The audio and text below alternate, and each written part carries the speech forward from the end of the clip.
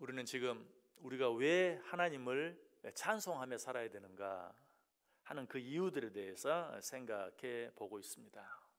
오늘 본문에도 우리가 하나님을 찬송해야 할 중요한 이유가 또 나와 있는데요, 8절 보시기 바랍니다.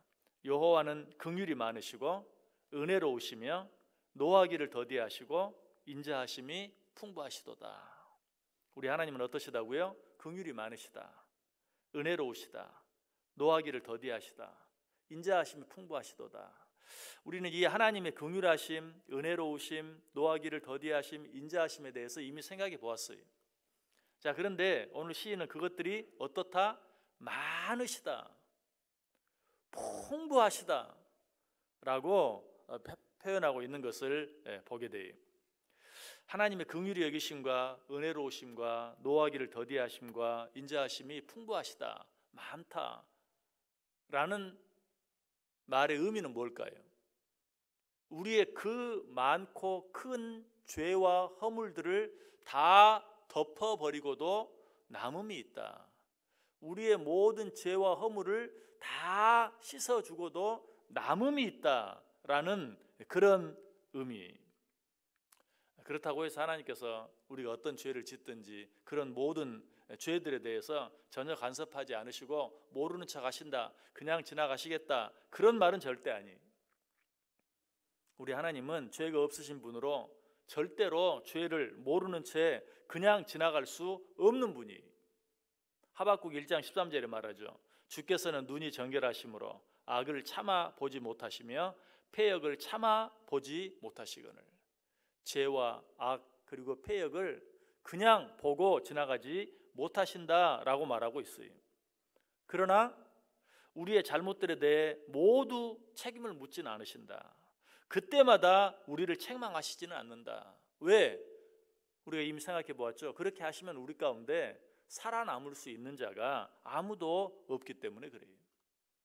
그래서 예레미야 선지자는 기도할 때 뭐라고 기도해요? 예레미야 10장 24절에서 여호와여 나를 징계하옵시되 너그러이 하시고 진노로 하지 마옵소서. 주께서 내가 없어지게 하실까 두려워하나이다. 우리 이번 수요일 말씀을 통해서 이런 내용 생각해 보았어요. 나를 징계하옵시되 너그러이 하시고 진노로 하지 마옵소서. 왜? 그렇게 하시면 내가 없어질까 두렵나이다. 이 말은 내 죄대로 나를 벌하시면 나는 없어지고 맙니다. 살아남을 수 없습니다. 그러니 징계하옵시되 너그러이 해 주옵소서. 책망하시되 진노로 하지는 마옵소서 라고 말하고 있어요. 자, 그럼 하나님께서 우리를 책망하실 때는 어떻게 책망하시고 하나님께서 우리를 징계하실 때는 어떻게 징계하실까요? 9절에 나와 있어요. 자주 경책하지 아니하시며 노를 영원히 품지 아니하시리로다. 자주 경책하지 않으신다. 우리가 잘못했을 때마다 경책하지 않아요. 우리가 잘못할 때마다 하나님이 우리를 책망하신다면, 징계하신다면 우리는 날마다 하나님께 맞는 삶만 살 수밖에 없어요.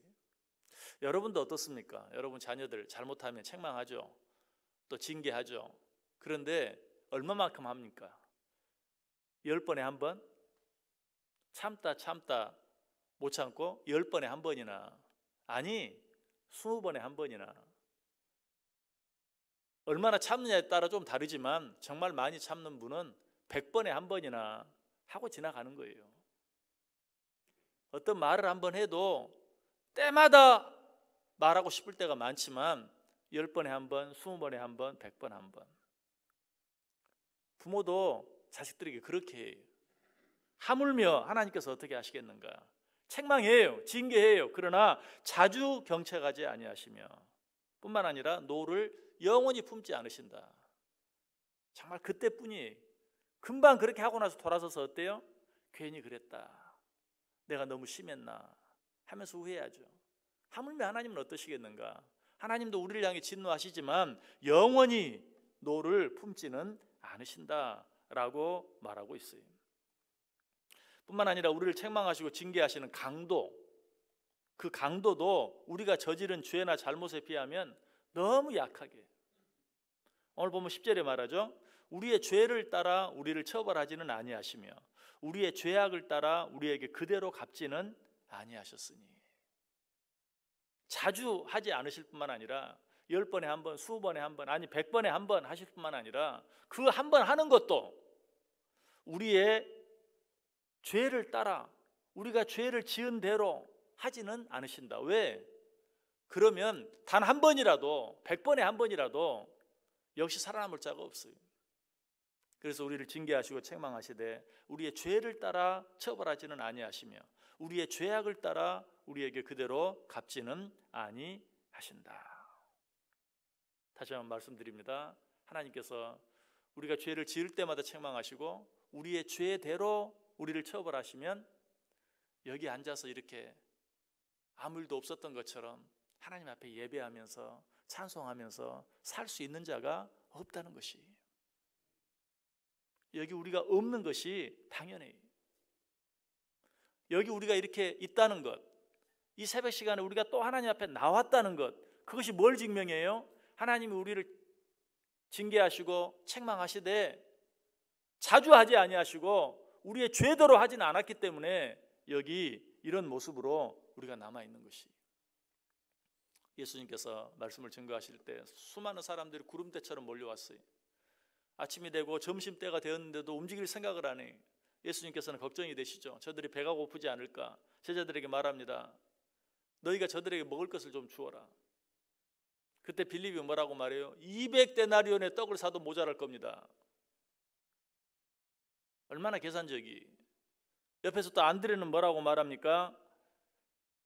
누군가 보리떡 5개와 물고기 2마리를 가지고 나온 것을 보면서 이것이 저들에게 얼마나 되겠습니까? 그야말로 아무것도 아닙니다. 얼마나 회의적이었는지 몰라요. 그럼에도 불구하고 예수님께서는 어떻게 해주셨어요? 그들을 다 먹이고도 12광주리가 남는 그런 기적을 행해 주셨죠.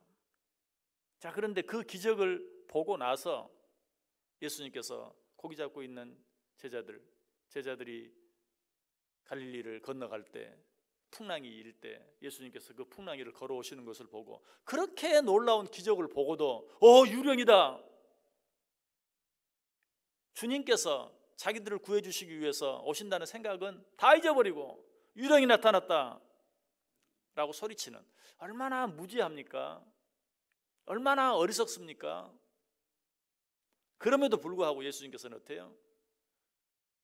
바람과 바다가 잔잔하게 하시고 그들을 그 풍랑 가운데서 구원해 주시는. 저 같으면 어떻게 했을까요? 그냥 그 풍랑이 이런 배은망덕한 놈들, 금방 내가 너희들을 위해 행한 일을 보고도 너희들 나를 믿지 못하느냐, 나를 보고 유령이라고 하느냐. 바람과 바다가 더 흉흉하게 해서 그들을 그 바다에 그냥 수장시키고 말았을 거예요. 그것이 일반 사람들의 모습이에요. 그러나 우리 주님은 그렇게 하지 않으셨다. 그 가운데서도 그들에게 긍휼을 베풀어 주시고 자비를 베풀어 주시고 인자하심을 베풀어 주셔서 그들을 그 가운데서 구원해 내 주신다. 이것이 바로 우리 하나님의 긍휼하심이 많으시고 우리 하나님의 인자하심이 풍부하신 모습이에요. 이 하나님의 인자하심과 자비하심이 얼마나 크든지 얼마나 풍부하든지 시인은 11절에서 그 하나님의 인자하심과 자비하심을 또 어떻게 표현해요? 이는 하늘이 땅에서 높음같이 그를 경외하는 자에게 그의 인자하심이 크심이로다. 얼마나 크다고요? 하늘이 땅보다 높음같이. 그저 단순히 풍부한 정도가 아니라 하늘이 땅보다. 여기서 말하는 하늘은 어떤 것입니까? 당시 인간들이 생각할 수 있었던 가장 높은 곳. 그래서 요즘도 우리 인간의 힘으로 하기 어려운 어떤 일을 표현할 때 뭐라고 표현합니까? 하늘의 별 따기. 불가능하다는 거예요. 얼마나 하늘이 높든지 그 하늘에 있는 별을 따는 것은 불가능하다. 어떤 일이 힘들고 어려울 때 그렇게 표현해요. 지금 시인이 그렇게 말하고 있는 거예요. 우리 하나님의 인자하심과 자비하심이 얼마나 큰가. 하늘만큼, 애들 표현을 빌리면 하늘만큼, 땅만큼, 하늘이 땅에서 높음같이, 그야말로 헤아릴 수 없을 만큼 크고 높다라고 표현하고 있어요. 이것이 우리를 향한 하나님의 인자하심이고 이것이 우리를 향한 하나님의 긍휼하심입니다.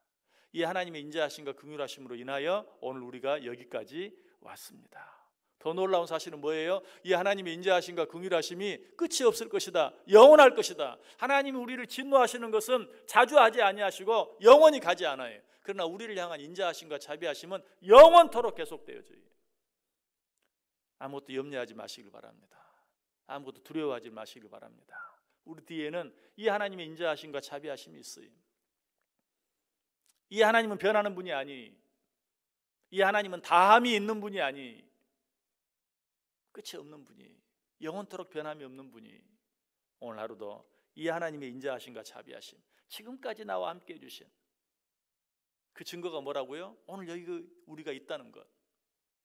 그 하나님의 인자하심과 자비하심이 오늘 하루도, 아니 남은 내 인생 전체 끝까지 영원토록 나와 함께 한다는 사실을 기억하면서 오늘도 하나님께 감사하면서 찬송하며 살아갈 때 그 인자하심과 풍성함이 더 깊이 느껴지고 그 인자하심과 풍성하심을 더 풍성히 누리며 살아가는 저 여러분 될 수 있기를 주님의 이름으로 간절히 축원합니다.